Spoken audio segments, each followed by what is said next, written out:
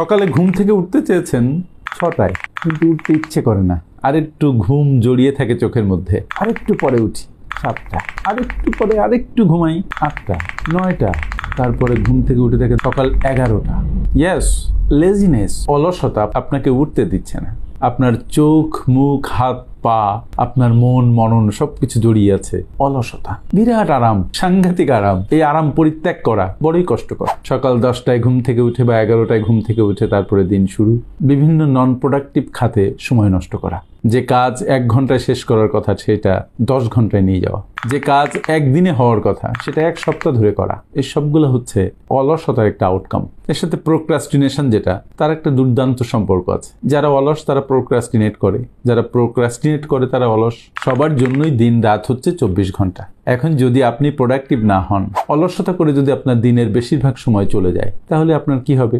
Output কমে যাবে, অথবা শূন্য হবে, অথবা অনেক কম হবে। ইট ইজ আ সায়েন্স। আপনি যেটুকু ইনপুট দিবেন সেরকমই আপনি আউটপুট আশা করতে পারবেন। যদি ইনপুট কম দেন, আউটপুট কম পাবেন। সুতরাং যারা অলস মানুষ তাদের জীবনে সফলতার দেখা পাওয়া কঠিন ব্যাপার। যারা অলস মানুষ তাদের জীবনে বড় হওয়া একটা স্বপ্নের ব্যাপার। হয়তো ড্রিম মনের মধ্যে অনেক অনেক বড় হব, কিন্তু গোল সেট করা হয় নাই। গোল না সেট করলে আপনি কোনো অ্যাক্টিভিটিতে নামতে পারছেন না, অথবা উইদাউট গোল কোনো অ্যাক্টিভিটিতে নামলে সেটা ইনডিসিপ্লিনড অ্যাক্টিভিটি হচ্ছে। যেহেতু আপনি অলস মানুষ, আপনার সবকিছুতে, সমস্ত কাজকর্মে অলসতার রিফ্লেকশন থাকবে। কিন্তু আপনার কি করা দরকার? অলসতাকে নো বলা দরকার। কেন? কারণ আপনি জীবনে সফল হতে চান, আপনি জীবনে ভালো করতে চান, ভালো একটা চাকরি পেতে চান, অথবা ভালো একজন ব্যবসায়ী হতে চান, অথবা ভালো একজন ফ্রিল্যান্সার হতে চান, আমার মতো বক্তা হতে চান, এনিথিং, যাই হতে চান না কেন, অলসতা হচ্ছে আপনার প্রথম এবং প্রধানতম বাধা।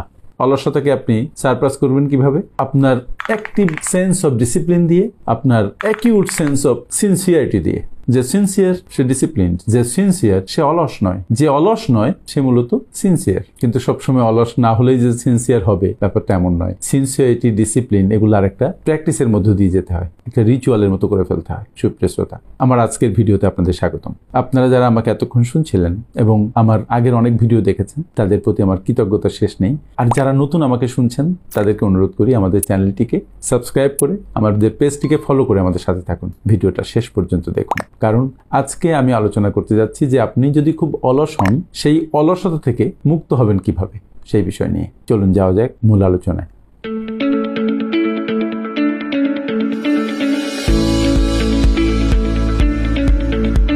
প্রথমত আপনার যেটা করা দরকার সেটা হচ্ছে আপনি অলসতাকে নো বলবেন, এরকম একটা মাইন্ডসেট আপনার দরকার। You need to fix a mindset, you need to take a decision যে আপনি অলসতা থেকে বেরিয়ে আসবেন।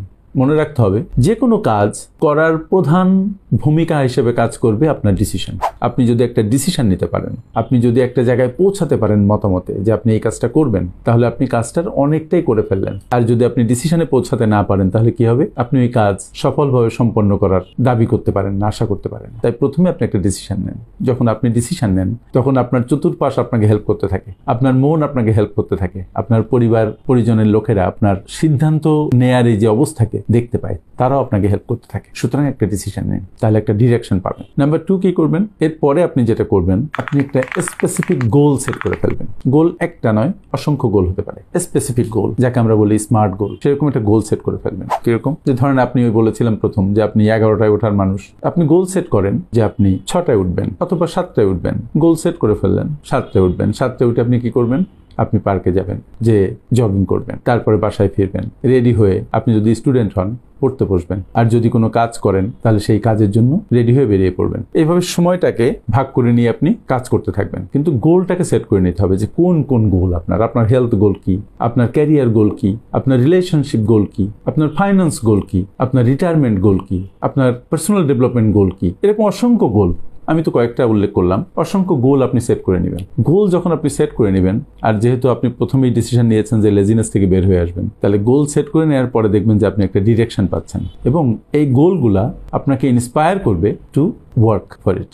একটু একটু করে আপনি গোলের দিকে এগিয়ে যাবেন, আপনার অ্যাক্টিভিটি বাড়তে থাকবে, আপনি আগের জীবন থেকে নতুন এক জীবনে প্রবেশ করবেন। এটা একটা দারুণ মজা কিন্তু। সুতরাং গোলগুলো সেট করে নিন, নিয়ে সেই অনুপাতে কাজ শুরু করে দিন। তারপরে যেটা আপনি করবেন সেটা হচ্ছে বড় বড় কাজগুলোকে ভেঙে ছোট ছোট করে ফেলবেন। কিরকম? যেমন ধরেন একটা রিপোর্ট আপনি লিখবেন, রিপোর্টটা অনেক বড়, হয়তো 3 দিন লাগবে আপনার লিখতে। প্রথম দিন কোন সময়ের থেকে কোন সময়ের মধ্যে আপনি রিপোর্টের কোন অংশটুকু শেষ করবেন সেটা আপনি গোল সেট করেন। পরবর্তী অংশ কতটুকু সময়ের মধ্যে শেষ করবেন সেটা গোল সেট করুন। তার পরবর্তী অংশ কোন সময়ের মধ্যে শেষ করবেন সেটা ঠিক করুন। যখন বড় একটা কাজকে আপনি এভাবে ভেঙে ফেলবেন এবং সেই লক্ষ্যের দিকে আপনি এগিয়ে যাবেন, তখন দেখবেন আপনার লক্ষ্য পূরণটা সহজ হয়ে যায়। আর যেহেতু আপনি অনবরত কাজের মধ্যে থাকবেন, দেখবেন যে লেজিনেস আপনার থেকে পালাচ্ছে, কারণ আপনার একটা সেট গোল আছে, মানে একটা লক্ষ্য নির্ধারণ করেছেন, আপনি অনেকগুলো কাজকে ভেঙে ছোট ছোট করে ফেলেছেন। তার মানে প্রতিটা সময় আপনার কোনো না কোনো কাজ আছে। এখানে একটা বিষয় আপনাকে বলে রাখি, সেটা হচ্ছে নিজের মনের উপরে একটু প্রেশার করতে হবে। কথায় বলে যে পুশ ইয়োরসেলফ। লেজিনেস থেকে বেরোনো কিন্তু চারটিখানি কথা নয়, কারণ লেজিনেস আপনাকে একটা কমফোর্ট জোনের মধ্যে ঢুকিয়ে ফেলে। তো এখান থেকে যদি আপনি বের হতে চান, তাহলে আপনার মনের উপরে একটা দারুণ প্রেশার করতে হবে। তার মানে ভাল লাগছে না, খারাপ লাগছে, মাথা ম্যাজ করছে, শরীর প্যান প্যান করছে, মাথা ঘ্যান ঘ্যান করছে, এগুলো কোনো বিষয় না। আপনার প্রথম 20-21 দিন আপনার এরকম কষ্ট হবে। আপনি যেটা করবেন, মনের উপরে ফোর্স করবেন যে ইয়েস আমি এটা করব, ডিসিশন নিয়েছি, আমি করব, যা পারে হোক। আপনি তো মারা যাবেন না এটা করতে যেয়ে, কিন্তু একটু খারাপ লাগবে, একটু শরীর ঝনঝন করবে, মন টনটন করবে, করুক না। You have taken a new decision, you are going to change your habits. It is not an easy thing, it is a very tough thing. Changing habits is very very tough, but it is very much required for you, so do it. Number 4, time ম্যানেজমেন্টে মনোযোগী হবে। খুব বড় একটা কথা। পৃথিবীতে যারা বড় হয়েছেন তারা টাইমকে সুন্দরভাবে ব্যবহার করেছেন, আর যারা বড় হন নাই তারা টাইমকে সুন্দরভাবে অপব্যবহার করেছেন। সবার জন্য টাইম কিন্তু 24 ঘন্টা।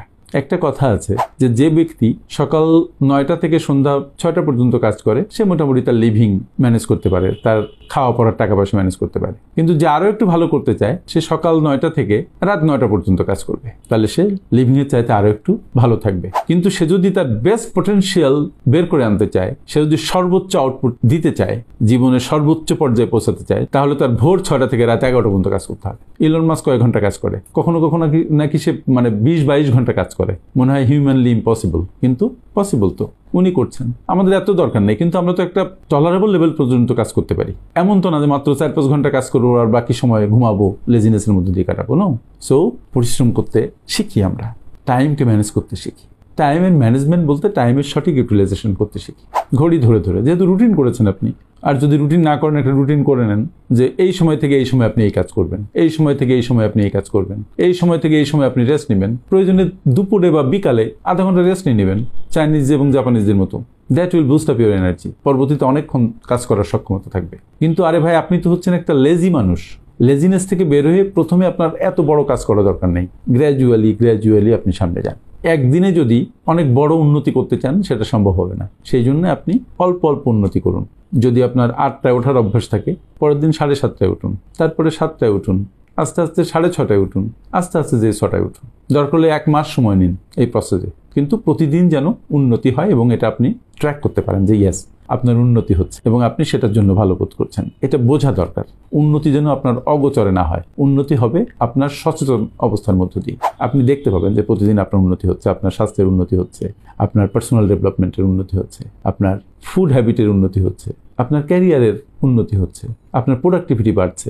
আগের মানুষ থেকে আপনি নিজেকে রিশেপ করে নতুন একটা মানুষে রূপান্তরিত করছেন, এটা আপনি দেখতে পাবেন, and that is important. তারপর 5 নম্বর একটা কথা হচ্ছে যে আপনি আপনার ডিস্ট্রাকশন, যেগুলো বিভিন্ন ধরনের বাধা বিপত্তি যেগুলো তৈরি হয়, এগুলোকে মিনিমাইজ করে ফেলুন।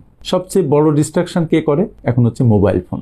দেখবেন যে 5 মিনিটের জন্য ঢুকেছেন, 5 ঘন্টা কাটিয়ে দিয়েছেন। আমি দেখেছি ছেলে মেয়েরা, ইভেন রিটায়ার্ড লোকজনও বা যারা চাকরি করে তারাও, একবার মোবাইলে ঢুকলে আর উপায় নেই, ঘন্টার পর ঘন্টা এটা চলছে, মনে হচ্ছে এটা রিক্রিয়েশন দিচ্ছে, কিন্তু নো, এটা রিক্রিয়েশন দিচ্ছে না, এটা আপনাকে অ্যাডিক্টেড করে ফেলছে। আপনার পুরো কাজ থেকে আপনাকে সরিয়ে নতুন একটা দুনিয়ার মধ্যে আপনাকে নিয়ে যাচ্ছে, যেটা আমাদের 2-3 বছরের বাচ্চা থেকে শুরু করে 90 বছরের বৃদ্ধ পর্যন্ত সবাইকে আক্রান্ত করে ফেলেছে। সুতরাং আপনি সচেতন হন, এই ডিস্ট্রাকশন আপনাকে যেন বাধাগ্রস্ত না করতে পারে, আপনার প্রোডাক্টিভিটিকে কমাতে না পারে, আপনার সময়কে নষ্ট করে ফেলতে না পারে, সেদিকে খেয়াল করতে হবে। শুধু মোবাইল না, আপনার ল্যাপটপ, আপনার ডেস্কটপ, আপনার টেলিভিশন, বন্ধু বান্ধব, কখনো কখনো খারাপ সঙ্গ, কখনো বিভিন্ন ধরনের এডিকশন, এগুলো আপনাকে বিচ্ছিন্ন করে ফেলে, এগুলো আপনার কাজ থেকে সরিয়ে রাখে, মনোযোগ সরিয়ে দেয়, আপনাকে একটা অথর্ব মানুষে পরিণত করতে হেল্প করে। সুতরাং এই ডিস্ট্রাকশনগুলো যত কমানো যায় তত ভালো। আস্তে আস্তে কমিয়ে আনুন, একবারে পারবেন না, কিন্তু গ্র্যাজুয়ালি উন্নতি করতে থাকুন এবং সেদিকে তীক্ষ্ণ দৃষ্টি রাখুন। মনে রাখবেন আপনি কিন্তু একটা প্ল্যান করেছেন, একটা রুটিন করেছেন,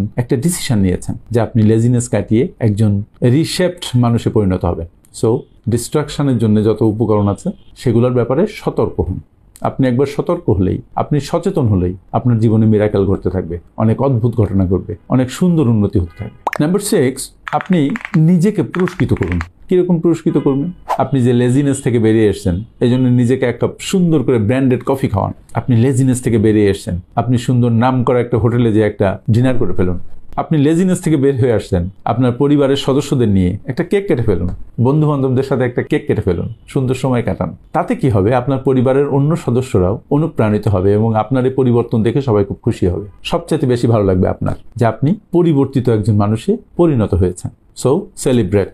নাম্বার 7, আপনি একটা জবাবদিহিতার মধ্যে চলে আসেন। প্রথম জবাবদিহিতা হচ্ছে নিজের কাছে, কারণ আপনি নিজের কাছে একটা প্রমিস করেছেন যে আপনি টাইমকে সুন্দরভাবে ম্যানেজ করবেন, আপনার গোল যেগুলো সেট করেছেন সেদিকে আপনি এগিয়ে যাবেন, আপনি লেজিনেস থেকে কাটিয়ে একজন সক্ষম মানুষে পরিণত হবেন, কর্মঠ মানুষে পরিণত হবেন। এই যে প্রমিস, এটা নিজের কাছে করেছেন, এটা আগে রক্ষা করুন।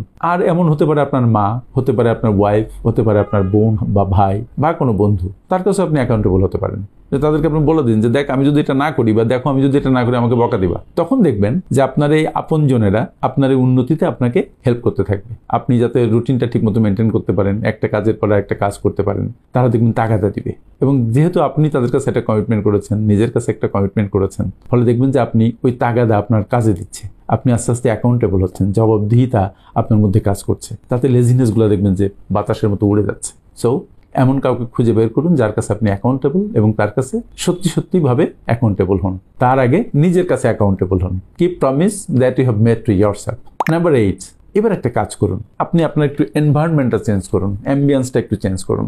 যেমন ধরেন, যদি সম্ভব হয় আপনি বাসায় যে রুমে বসে কাজ করেন, যে রুমে আপনি থাকেন, যদি রুমটা শিফট করার সুযোগ হয়, ডু ইট। ধরেন সুযোগ হলো না, আর এক ভাই বা বোন আরেকটা রুমে আছে, বা আরেকজন স্বজন আরেকটা রুমে আছে, সে সেটা ছাড়বে না, তাহলে আপনার রুমের আপনি সেট আপ চেঞ্জ করুন। মানে ঢুকেই যেন আগে যেমন দেখতেন টেবিল যেখানে, খাট যেখানে, চেয়ার যেখানে, এখন একটু অন্যভাবে যেন দেখেন। অথবা টেবিলটাই চেঞ্জ করে ফেলুন, আলমিরাটা চেঞ্জ করুন, অথবা সরিয়ে আরেক পাশে রাখুন, বুক শেলফটা পারলে চেঞ্জ করুন, পারলে রুমের মধ্যে একটু কালার করুন, লাইটটা চেঞ্জ করুন যদি দরকার হয়। মানে একটু এনভায়রনমেন্টটা একটু চেঞ্জ করুন, পারলে পোড়া বাসার। তাতে যেটা সুবিধা হবে, আপনি আগের একটা পরিবেশে কমফোর্ট জোনের মধ্যে ঢুকেছিলেন, লেজিনেস থেকে আপনি বের হতে চাচ্ছেন, দেখবেন যে আগের পরিবেশের চাইতে নতুন পরিবেশে আপনার ঢুকলে মনের মধ্যে একটা অন্যরকম পরিবর্তন লাগবে এবং মনে হবে যে আপনি একটা changed man in all aspect. So এনভায়রনমেন্টটা চেঞ্জ করা কখনো কখনো খুবই জরুরি। সুতরাং এই যে লেজিনেস থেকে কেটে ওঠার জন্য আমি অনেকগুলো পয়েন্ট বলেছি, এই পয়েন্টগুলো একে একে আপনি বাস্তবায়ন শুরু করুন।